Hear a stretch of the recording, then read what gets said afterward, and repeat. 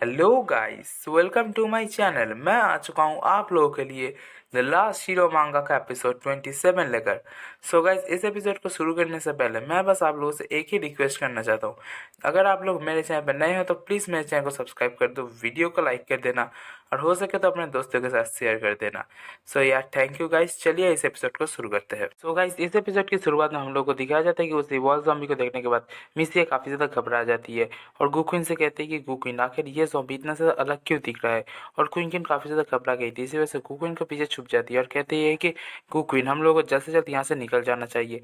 लेकिन गुकुइन उस ज़ॉम्बी को देखने के बाद समझ जाती है कि ये ज़ॉम्बी काफ़ी ज़्यादा ताकतवर है और अगर वो लोग यहाँ से भागने की भी कोशिश करते हैं तो फिर ये ज़ॉम्बी कुछ ज़्यादा ही जल्दी उन लोगों को पकड़ लेगा और वो सभी के लोग मारे जाएंगे। इस वजह से गुकुइन अकेले ही उस ज़ॉम्बी से लड़ने चली जाती है और उन लोगों से कहती है कि लड़कियों, तुम लोग जैसे जैसे सेफ हाउस की तरफ चली जाओ, मैं इस ज़ॉम्बी का ध्यान भटकाने के बाद जल्द से जल्द सेफ हाउस में चली आऊंगी। गुकुइन की बात को सुनने के बाद मिसिया काफ़ी ज़्यादा घबरा जाती है और गुकुइन से कहती है कि गुकुइन, तुम मुझसे अकेले नहीं लड़ पाओगी, वो ज़ॉम्बी काफ़ी ज़्यादा ताकतवर है।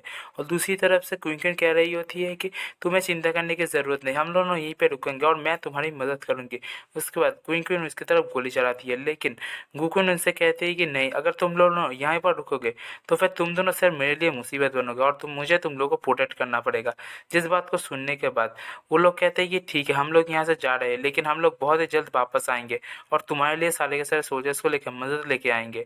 उसके बाद वो लोग वहाँ से चले जाते हैं और वो ज़ॉम्बी गुकुइन के ऊपर हमला करता है, लेकिन गुकुइन उससे डॉज कर जाती है और उसके ऊपर हमला करते हुए कहते हैं कि चलो, अब वो लोग यहाँ पर नहीं है तो फिर मैं और तुम, बस हम दोनों लड़ने वाले हैं और मैं तुम्हारे साथ पूरी तरीके से फोकस कर पाऊंगी फाइट में।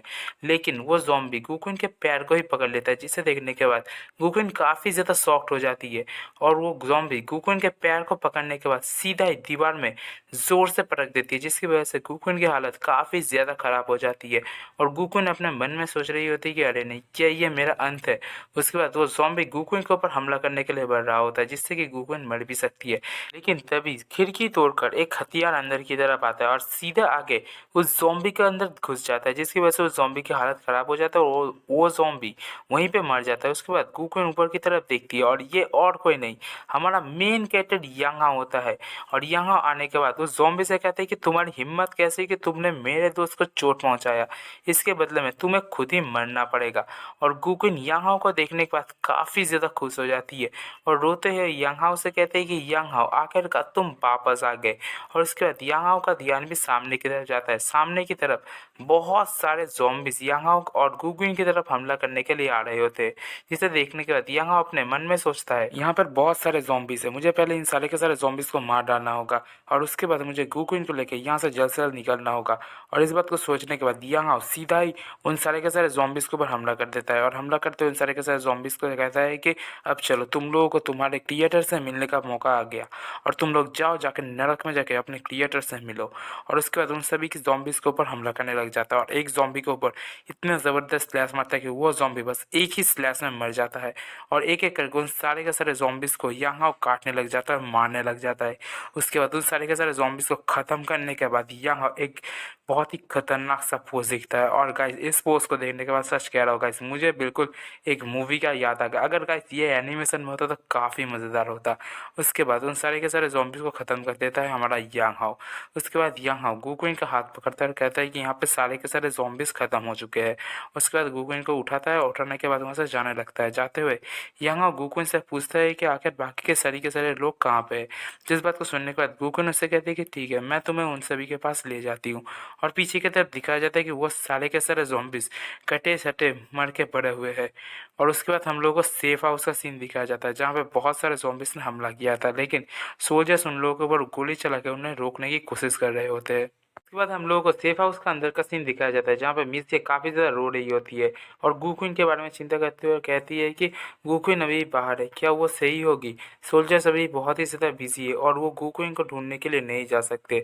और क्विंकिन मिसिए को संभालते हुए कहती है कि तुम्हें चिंता करने की ज़रूरत नहीं, गुकुइन सच में पूरी तरीके से स्ट्रांग है, वो बिल्कुल सही होगी। क्विंकिन किसी तरीके से मिसिए को चुप कराने की कोशिश कर ही रही होती है, लेकिन तभी वहाँ पर लुओ हुटियान आ जाता है और बिल्कुल कमीने जैसा कहते हैं कि देखो तो ज़रा यहाँ पे कौन है, क्या ये सीनियर कर्नल फैंग की बेटी नहीं है। जिस बात को सुनने के बाद क्विंकिन उसकी तरफ देखती है और काफ़ी ज़्यादा हैरान होती है।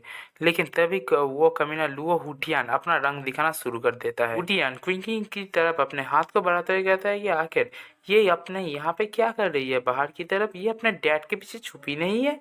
और दूसरी बात वो कहता है कि आखिर तुम अपनी ज़िंदगी को अपने लिए मुश्किल क्यों बना रही हो। उसके बाद लुओ हुटियान उससे कहता है कि तुम मेरे साथ क्यों नहीं आती, मैं तुम्हारा और तुम्हारे बॉडी का काफ़ी अच्छे से देखभाल करूंगा। लेकिन इस बात को सुनने के बाद क्विंकिन काफ़ी ज़्यादा गुस्सा हो जाती है। उससे कहती है कि तुम यहाँ पे एक रेफ्यूजी हो, तो फिर रेफ्यूजी की तरह ही बर्ताव करो। तुम यहाँ पे बस एक रिफ्यूजी हो और कुछ भी नहीं। जिस बात को सुनने के बाद लुओ हुटियान उसके पास ही बैठ जाता है और पास बैठने के बाद क्विंकिन से कहता है कि आखिर किसने कह दिया कि मैं एक रिफ्यूजी हूँ। तुम्हें नहीं पता तो मेरे डैड मेरे लिए एक हेलीकॉप्टर भेज रहे हैं, क्योंकि तुम्हें नहीं पता होगा कि यहाँ पे एक काफ़ी ज़्यादा खतरनाक इवॉल्व ज़ॉम्बी है और यहाँ के सैनिकों का उसके सामने जीतने का कोई चांस भी नहीं है।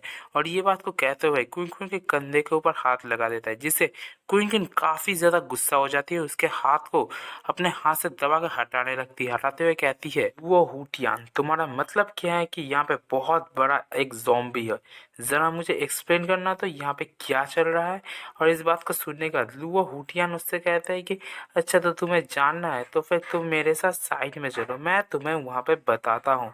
लेकिन जब लुओ हुटियान ये सारी की सारी बातों को क्विंकिन के साथ कर ही रहा होता है, लेकिन तभी हम लोग को दिखाया जाता है कि उनके पीछे एक बंदा आ चुका होता है, जो और कोई नहीं हमारा मेन कैरेक्टर यांगा होता है, जो काफ़ी ज़्यादा गुस्से में लुओ हुटियान की तरफ देख रहा होता है और लुओ हुटियान की गर्दन को पकड़ने के बाद उसे ऊपर की तरफ उठा देता है। यांगा लुओ हुटियान को गर्दन को पकड़ते हुए लुओ हुटियान से कहता है कि तुम्हारा मतलब क्या है, तो तुम ही हो जिसने सारे के सारे ज़ॉम्बीज़ को लालच देकर इस कैंप की तरफ लेके आए हो, क्यों, है ना।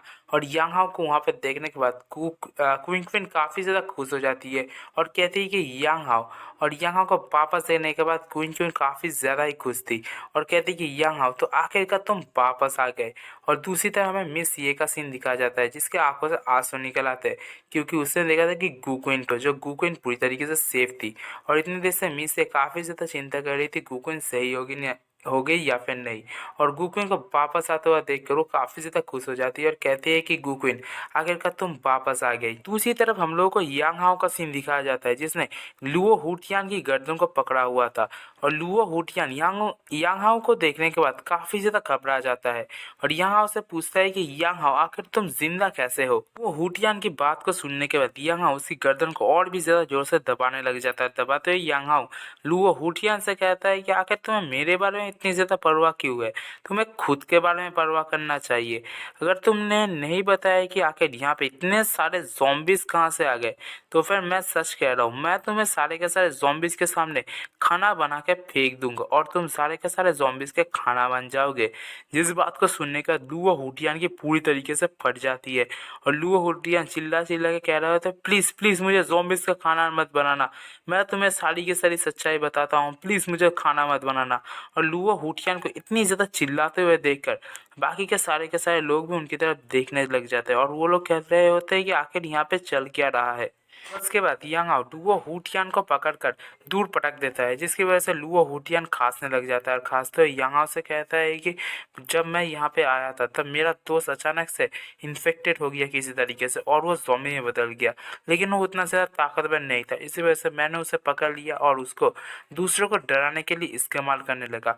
जिस बात को सुनने के बाद गुक्विन काफ़ी ज़्यादा हैरान हो जाती है और वो लुओ हुटियान से पूछती है क्या यहाँ पे तो सभी लोगों का चेकअप हुआ था कि कोई इन्फेक्टेड है या फिर नहीं, तो फिर किसी ने ये ध्यान नहीं दिया कि लुओ हुटियान का दोस्त कि कैसे इन्फेक्टेड हो गया या फिर वो इन्फेक्टेड है भी या फिर नहीं। गोकुन की बात को सुनने के बाद लुओ हुटियान उनसे कहता है कि तुम लोग शायद भूल रहे हो कि मेरा और मेरे दोस्त का बैकग्राउंड उतना भी ज़्यादा सिंपल नहीं है, इसी वजह से अगर हम लोगों की मर्जी ना हो तो फिर कोई भी हम लोगों के ऊपर हाथ नहीं डाल सका और हम लोगों के ऊपर चिकअप नहीं कर सकता। और उसके बाद लुओ हुटियान बिल्कुल कमीनों की तरह कहने लग जाता है कि मुझे काफ़ी ज़्यादा मज़ा आ रहा था उसके साथ ये सब कुछ करने में, जब हम लोग एक छोटी सी बच्ची के साथ परेशान कर रहे थे तब वो बेकाबू हो गया और वहाँ से भाग गया। जिस बात को सुनने के बाद यांग हाओ को काफ़ी ज़्यादा गुस्सा आ जाता है और वो गुस्से में लुओ हुटियान के कॉलर को पकड़ के उससे कहता है कि मुझ तुम एसोस कहीं के कमीने, मुझे तुम लोगों को सबसे पहले मार डालना चाहिए था, तो फिर यहाँ पे इतने सारे लोगों की मौत नहीं होता और ये सभी के सभी लोग ज़ॉम्बीज़ में नहीं बदलते। जिस बात को सुनने के बाद लुओ हुटियान बिल्कुल पागल या फिर साइकोपैथ की तरह हंसने लग जाता है। हंसते हुए कहता है कि यहाँ से कि तुम्हें क्या पता कि कितना मज़ा आता है जब लोगों को मौत से पहले तड़पते हुए और तुमसे भीख मांगते हुए देखते हैं। मुझे उन लोगों को देख के काफ़ी ज़्यादा मज़ा आता है और वो सच में बहुत ही ज़्यादा एंटरटेनिंग होता है मेरे लिए और बिल्कुल पागलों की तरह हंसने लग जाता है। बिल्कुल साइकोपैथ लग रहा होता है ये। लेकिन तभी बाहर से सभी लोगों के चिल्लाने की आवाज़ आती है कि आखिर ये क्या, क्या ये कोई ज़ॉम्बी, ये कितना ज़्यादा तेज़ है, कोई हमारी मदद करो, बचाओ हमें। जिस बात आवाज़ को सुनने के बाद यहाँ गुक्विन, मिसिए और क्वीन काफ़ी ज़्यादा घबरा जाती कि आखिर बाहर चल क्या रहा है। और गाइस इसी के साथ ये एपिसोड यहीं पे ख़त्म होता है। गाइस मुझे उम्मीद है कि आप लोगों को मेरा एक्सप्लेनेशन पसंद आया होगा। सो यार प्लीज़ लाइक कर दो और अगर आप लोग मेरे चैनल पर नए हो तो प्लीज़ मेरे चैनल को सब्सक्राइब कर देना। गाइस मैं आप लोगों के लिए ये वीडियोस लेके आने के लिए मैं काफ़ी ज़्यादा मेहनत करता हूँ और गाइस यूट्यूब मुझे अभी कोई पैसे नहीं देता, इसी वजह से मेरा मोटिवेशन डाउन चल रहा है। इसी वजह से प्लीज़ गाइस मैं आप लोगों से रिक्वेस्ट करना चाहता हूँ कि आप लोग मेरे वीडियो में लाइक करो, सब्सक्राइब कर दो, अपने दोस्तों के साथ शेयर करो और गाइस किसी से भी कहो, गाइस किसी यूट्यूबर से कहो या किसी से भी कहो, प्लीज़ गाइस मेरे को सब्सक्राइबर्स बढ़ा दो। गाइस अपने दोस्तों के साथ शेयर करो, इंस्टा में शेयर करो। मुझे नहीं पता गाइस, प्लीज़ मेरे जल्द से जल्द 400 सब्सक्राइबर करवा दो क्योंकि गाइस मैं आप लोगों के लिए बहुत मेहनत कर रहा हूँ यूट्यूब पर। और गाइस मेरे घर में भी बहुत ही ज़्यादा प्रेशर पड़ रहा है क्योंकि मेरे जल्दी एचएस आने वाले, 1 महीना शायद बाकी होगा मेरे एचएस को वापस आने के लिए, मतलब एचएस एग्ज़ाम देने के लिए। और गाइस मैं अभी भी वीडियोस बना रहा हूँ। सो गाइस प्लीज़ इस बात के लिए प्लीज़ मुझे सब्सक्राइब कर दो, मेरे चैनल को सब्सक्राइब करके वीडियो को लाइक कर दो, अपने दोस्तों के साथ शेयर कर दो और कमेंट में बताओ कि आप लोगों को मेरा एक्सप्रेशन कैसा लग रहा है, आप लोगों को मेरा एक्सप्रेशन पसंद आ रहा है या फिर नहीं। अगर आप लोग मुझे नहीं बताओगे तो फिर मुझे पता कैसे चलेगा कि गाइस मैं कहाँ पे गलती कर रहा हूँ और क्यों मेरे वीडियोस में व्यूज़ कम आ रहे हैं, सब्सक्राइब नहीं कर रहे हो आप लोग।